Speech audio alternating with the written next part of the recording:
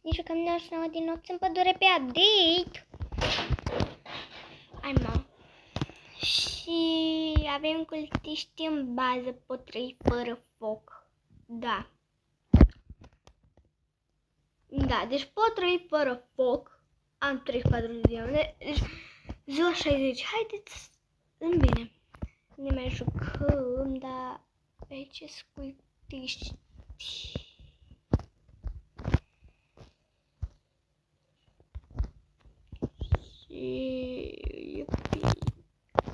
Ai mamă, ce fric.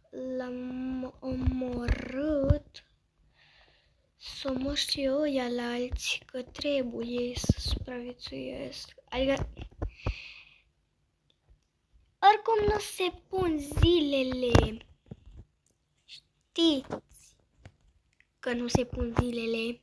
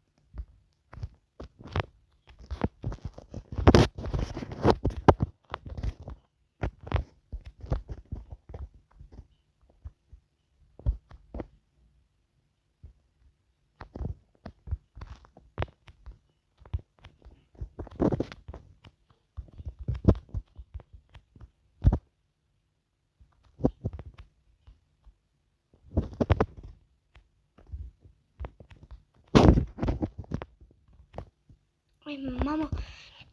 Deci noi avem cultiști.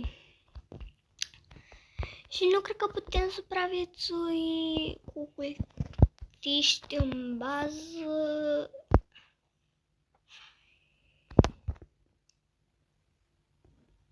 Sunt singură. Deci